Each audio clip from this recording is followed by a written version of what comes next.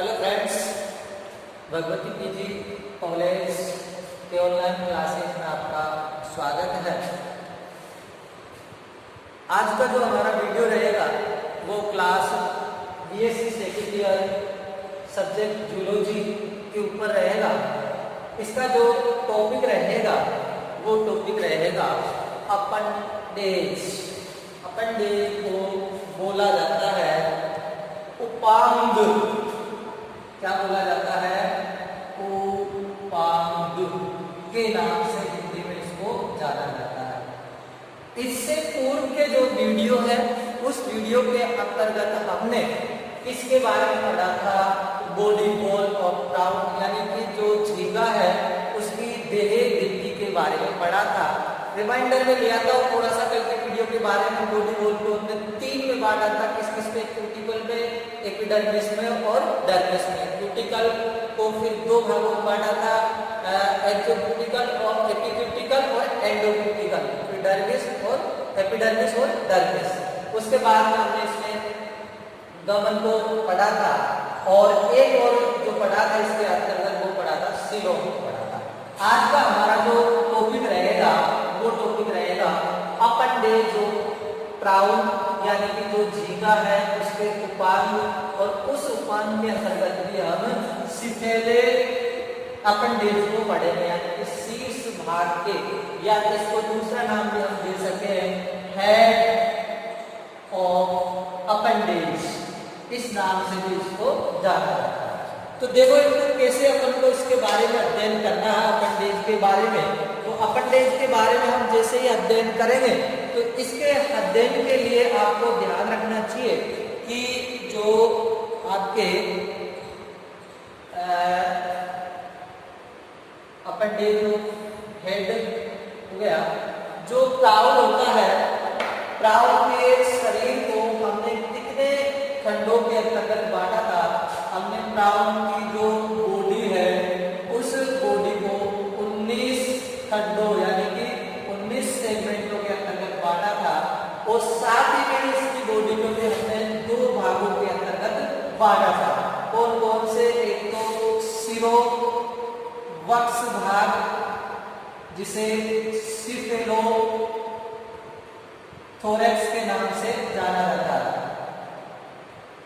और इधर है आपका उदरीय भाग एब्डोमेन के नाम से जाना जाता है। यानी कि इस बॉडी को 2 भागों में बांटा है, तो सिरोवक्ष में उदरीय के अंतर्गत। अब इसके सिरोवक्ष के अंतर्गत 2 भाग आते हैं, एक तो आता है इसमें हेड और एक आता है इसमें बेटा थोरैक्स। हेड के अंतर्गत 5 खंड होते हैं और थोरैक्स के अंतर्गत 8 खंड होते हैं, और जो एब्डोमेन होता है उस एब्डोमेन के अंतर्गत 6 खंड होते हैं। तो ये देखिए 5 और 8 13, 13 6 19, और इस प्रकार से जो ब्राउन का शरीर है वो 19 खंडों के अंतर्गत डिवाइड रहता है। तो जैसे ही 19 खंडों के अंतर्गत डिवाइड रहता है तो इसके प्रत्येक खंड के अंतर्गत उपांग पाए जाते हैं। तो अब खंडों में विभाजित है तो खंडों में उपस्थित उपांगों के आधार पर ही हम इसको पढ़ेंगे अपेंडेज यानी कि उपांगों को पढ़ेंगे। तो सबसे पहले क्या आएगा इसमें? सिरोवक्ष के अपेंडेज यानी कि सिफेलोथोरैक्स है उसके उपांग आएंगे। तो सिरोवक्ष के उपांग यानी कि जैसे ही अपन ने बॉडी को पढ़ा था उसी वहां से लेते हैं सिरोवक्ष के उपांग या appendage of cephalothorax. Appendage of cephalothorax.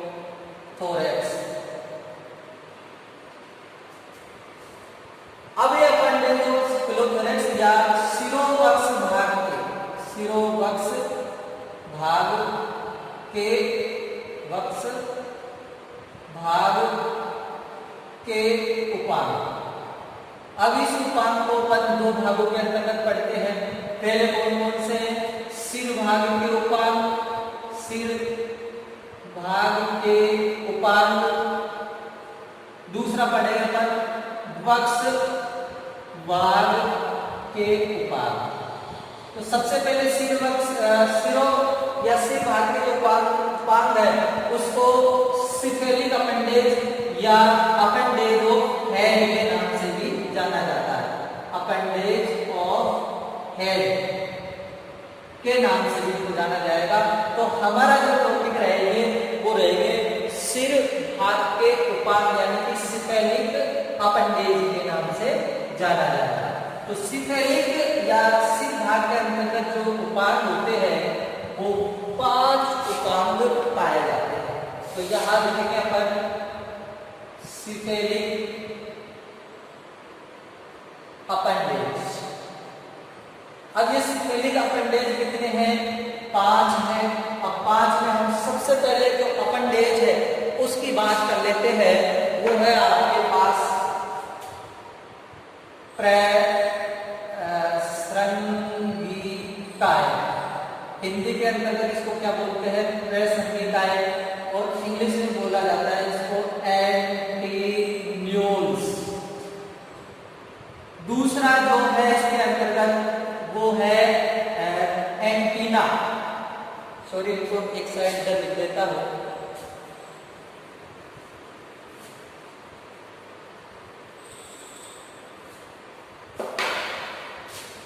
First है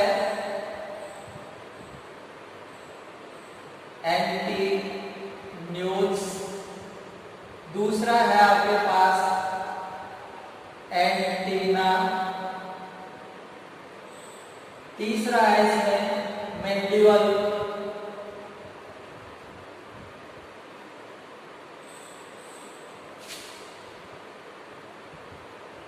मैंडिबल्स, थर्ड है इसमें मैक्सिली,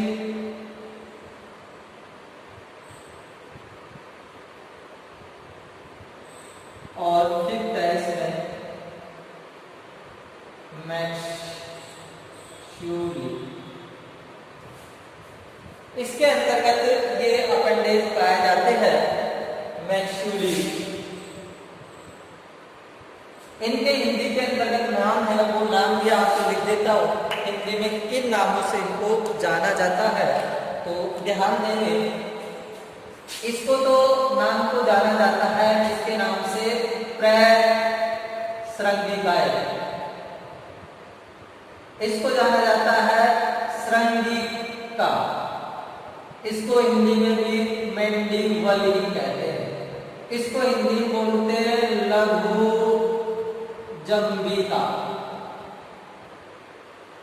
और इसको बोलते हैं जंबिका। जंबिका ये इनके क्या है? हिंदी के अंतर्गत नाम। तो हम सबसे पहले जो इसका कौन है एंटीन्यूल, उस एंटीन्यूल्स को पढ़ेंगे जिसे प्रसंगिका के नाम से जाना जाता है। और जो उपांग है कौन सा एंटीन्यूल है उसकी संरचना इस प्रकार से है, जो कि मैंने समय का अभाव लेते हुए पूर्व में ही इसका क्या बना दिया था? डायग्राम बना दिया था। उस डायग्राम के अंतर्गत समझेंगे इस एंटीन्यूल्स का यानी कि प्रथम सिफेलोथोरैक्स का क्या है? अपेंडेज है, और इसको क्या कहा जाता है? एंटीन्यूल्स। हिंदी में बोलेंगे प्रसंगिकाएं। तो देखो इसकी खास बात क्या है? ये जो पाया जाएगा वो पाया जाता है, जैसे आपको डायग्राम आप ध्यान करते हैं स्टडी करते होंगे पता होगा, ये इसका क्या होता है? वही रोस्ट्रम होता है। तो रोस्ट्रम के पास में ये आइज स्टाल यानी कि नेत्र ग्रंथ होता है, ये नेत्र पाया जाता है। यहाँ के पास से इस प्रकार की मैंने संरचना उस पूर्व के वीडियो डायग्राम में बनाई थी।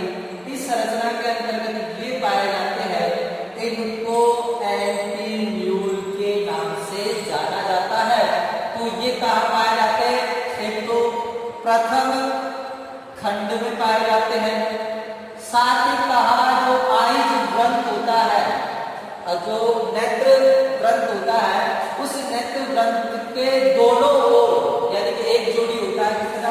एक जोड़ी होता है, दोनों ओर एक इधर और एक उधर के रूप में पाया जाता है। इसके अंतर्गत जो प्रोटोपोड यानी कि इसका जो भाग होता है वो किससे मिलकर बना होता है? प्रोटोपोडोइड से।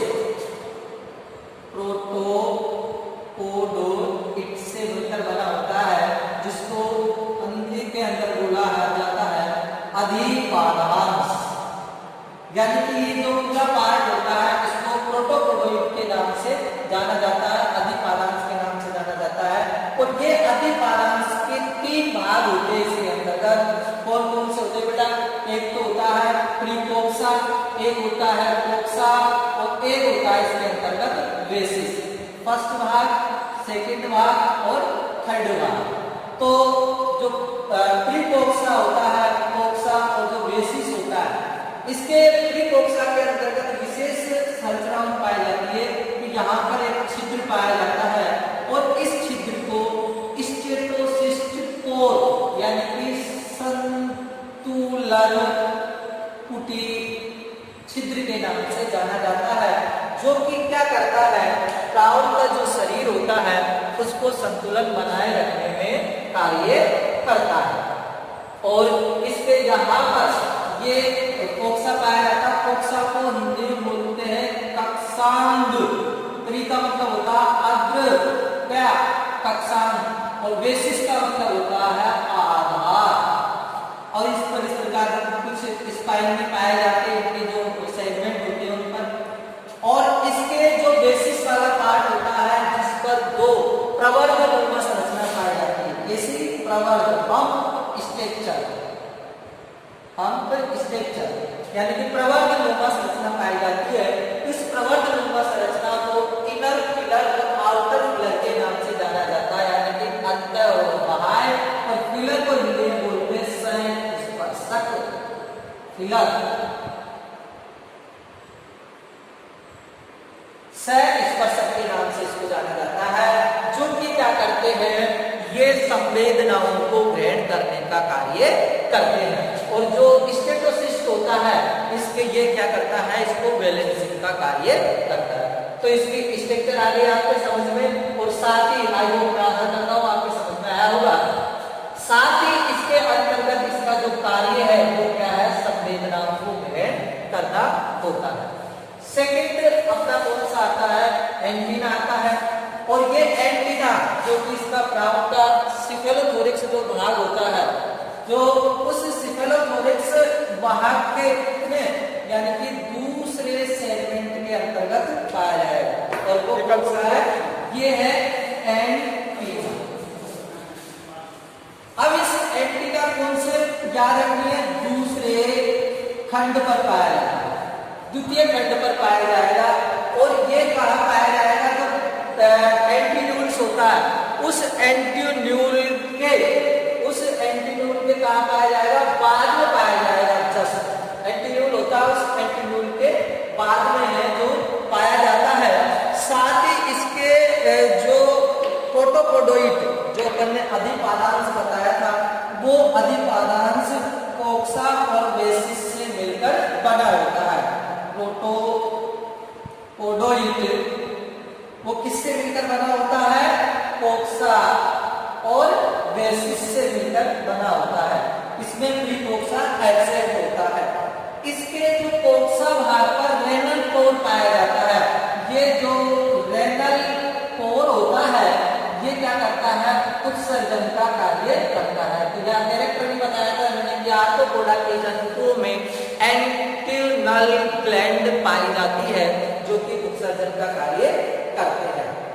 इसके अंतर्गत ये 2 भाग पाए जाते हैं। बेसिस के बाद में इसमें एक तो पाया जाता है एंडोपोडोइड और एक होता है एक्सोपोडोइड। एक क्या है बेटा? एंडोपोडोइड और एक क्या है? एक्सोपोडोइड। एक तो है एंडोपोडोइड और एक है एक्सोपोडोइड। इस एंडोपोडोइड को तो बोलते अंतःपादांश और इसको बोलते हैं बहिर्पादांश के नाम से जाना जाता है। इसका जो एक्सोपोडोइड होता है एक पतले कोमल चपटे पत्ती समान होता है। कैसा होता है? पतला होता है, चपटा होता है, कोमल होता है। कई संख्या में क्या पाए जाते हैं, सूप पाए जाते हैं, स्पाइक पाए जाते हैं। इसके विशिष्ट भाग से ही क्या निकलते हैं, एक्सो क्या नाम से एंडोपोडोइड निकलते हैं। और एंडोपोडोइड एक लंबे एवं कैसे होते हैं, पतले। तो ये क्या हो गया आपके पास एंटीना हो गया, जो द्वितीय सेगमेंट पर पाया जाता है। अब मैं बात कर लेता हूँ इसके बाद में आपके जो सेकंड तो हो गया, तीसरा इसका कार्य क्या है, कार्य और बता देता हूँ। इसका कार्य भी संवेदनाओं को ग्रहण करना होता है। क्या होता है, संवेदनाएं होती है, उन संवेदनाओं को ग्रहण करने का कार्य होता है। तो पहला अपना एंटीन्यूक्लियस हो गया, दूसरा एंटीना हो गया, और तीसरा कौन सा आ रहा है, मैंडिबल। अब इस मैंडिबल के बारे में हम जैसे ही चर्चा करेंगे तो देखिए मैंडिबल के बारे में आपको यहाँ बताते हैं। मैंडिबल कौन से सेगमेंट में पाया जाएगा, याद करना, जो मैंडिबल होगा वो मुख के दोनों ओर, ये इसको बोला जाता है मैंडिबल, ये वाला इस जो है इसको मैंडिबल बोलते हैं। इस मैंडिबल की विशेषता है ये मुख के पार्श्वों में, यानी कि पार्श्वों के अंतर्गत है ये पाया जाएगा। और साथ ही ये जो मुख के पास में पाया जाएगा, और कौन से खंड पर, तृतीय खंड पर ये पाया जाता है, तीसरे खंड के अंतर्गत ये पाया जाता है। और ये कैसे होते हैं, एक तो बेटा ये दृढ़ होते हैं और कठोर होते हैं। कैसे होते हैं, दृढ़ होते हैं और कठोर होते हैं। और संपूर्ण रूप से ये किसके बने हुए होते हैं, कोक्सा के बने हुए होते हैं। इनके अंतर्गत बेसिस नहीं पाया जाता, यानी कि संपूर्ण जो पार्ट होता है वो किसका बना होता है, कोक्सा का बना होता है। लास्ट में बताते हैं इसका जो कोक्सा का कौन सा वाला भाग, समीपस्थ वाला जो भाग होता है वो कैसा होता है, खोखला होता है। ये समीपस्थ वाला भाग बोलते हैं इसको कोक्सा। और कोक्सा का कैसा समीपस्थ भाग होता है, समीपस्थ भाग है वो कैसा होता है, खोखला एवं त्रिभुजाकार होता है। कैसा होता है, त्रिभुजाकार होता है। और इसका जो अगला भाग होता है जिसको बोलते हैं दूरस्थ, जो दूरस्थ भाग होता है वो कैसा होता है, चौड़ा होता है, और वो हेड के रूप में पाया जाता है। इसका जो हेड वाला पार्ट होता है फिर दो भागों में डिवाइड रहता है। एक तो कौन कौन से में, ये त्रिभुजा खोखला पार्ट, एक तो होता है इंसाइडर प्रोसेस और एक होता है मोलर प्रोसेस, यानी कि इंसाइडर प्रोसेस और एक होता है बेटा मोलर प्रोसेस। इंसाइडर प्रोसेस के अंतर्गत 3 दंतिकाएं पाई जाती है, और मोलर प्रोसेस के अंतर्गत 5 यानी 5 दंतिकाएं पाई जाती है। ये जो दंतिकाएं होती है, इंसाइडर का मतलब होता है कृंतक और मोलर का मतलब होता है चवर्णक। यानी कि इसका जो कार्य होगा, इसका इस अपेंडेज का वो होगा भोजन को उतरने व काटने का होता है। यानी कि ये जो मैंडिबल्स पाया जाता है उनके पास में पाया जाता है, और भोजन को उतरने एवं काटने का इसका कार्य होता है। तो ये हमने तीसरे जो अपेंडेज है उसके बारे में पढ़ा। चौथा जो अपना अपेंडेज आता है, उस अपेंडेज के अंतर्गत अपन पढ़ेंगे, किसको पढ़ेंगे, मैक्सिली, जिसको लघु जंबिका के नाम से जाना जाता है। और वो जो तीसरे नंबर का है वो चौथे नंबर का है वो है मैक्सिली।